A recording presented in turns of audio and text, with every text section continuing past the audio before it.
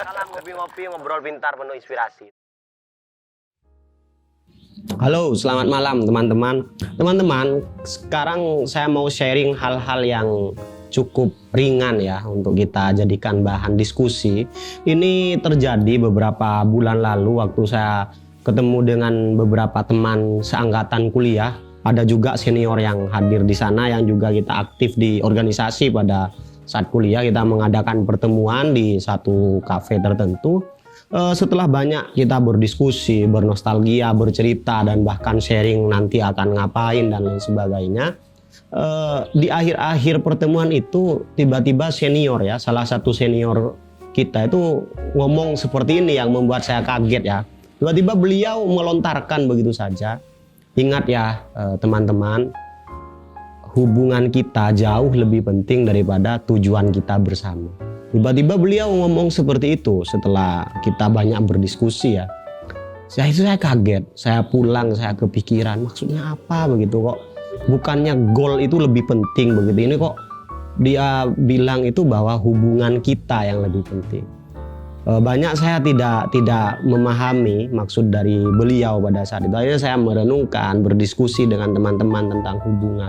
Dan sampai satu ketika saya itu, ini kita bisa berdiskusi ya lewat komentar, nanti kita berdiskusi. Dan saya akhirnya sepakat begitu teman-teman kepada kata-kata senior saya. Oleh karena hubungan itu ternyata adalah basic daripada semua aktivitas kita selanjutnya. Jadi basic yang sangat kuat itu adalah hubungan yang erat. Let's say contoh misalkan kita bisa melihat beberapa perusahaan itu kan tidak ada yang didirikan oleh hanya satu orang misalkan atau antara bos dan karyawan saja. Biasanya ada partner dan rata-rata bisnis ya atau perusahaan yang besar kan dijalankan oleh banyak orang begitu kan, atau bahkan keluarga dan lain sebagainya. Jadi memang akhirnya saya bersepakat bahwa pijakan yang paling utama itu adalah hubungan. Salah satu contoh, beberapa minggu lalu ada teman saya bercerita ya bahwa ada salah satu kenalannya yang mungkin karena dia kena pasca COVID ya, atau mungkin kebutuhan tertentu, ekonominya turun, atau kalau sekarang di Instagram itu yang lagi rame biar silaturahmi tidak putus, pinjam dulu 100 misalkan.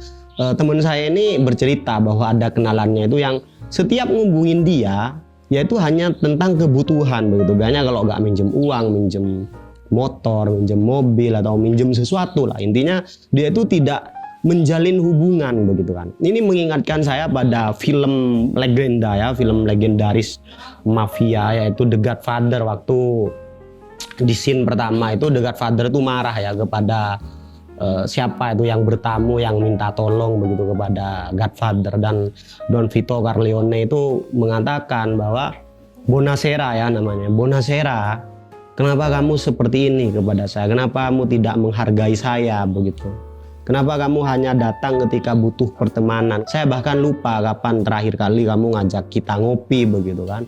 Artinya dia bilang, The Godfather, seandainya kamu menawarkan persahabatan, maka apapun yang terjadi kepada kamu itu akan berlaku sama seperti sesuatu terjadi kepadaku. Jadi itu relate banget teman-teman. Saya melihat ya, mengkomparasi beberapa perbandingan, memang hubungan itu adalah pijakan. Sama seperti teman saya tadi, dia bilang ke saya itu, seandainya si orang ini yang kalau ngubungin dia itu butuh apa, cuma ketika ada kebutuhan.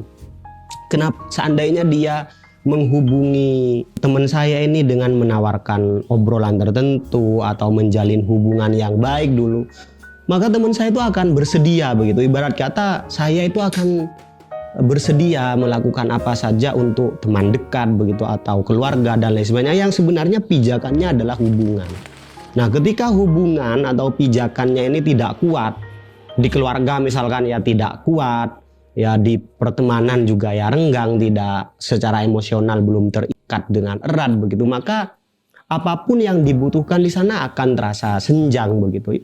Bayangkan begini ya teman-teman, kenapa kok misalkan kakak kita punya mobil, punya rumah, punya banyak hal lah, itu biasanya kepada saudara itu disuruh pakai saja gitu kan, udah pakai aja selama saudaranya itu memang punya hubungan yang baik dengan kakaknya ya. Jadi bukan soal saudara atau apa, tapi kaitan emosionalnya kuat. Maka rumahnya mungkin disuruh tempatin, sesekali disuruh bawa mobilnya atau apapun kebutuhannya, bahkan dalam hal kesulitan pasti mereka membantu betul.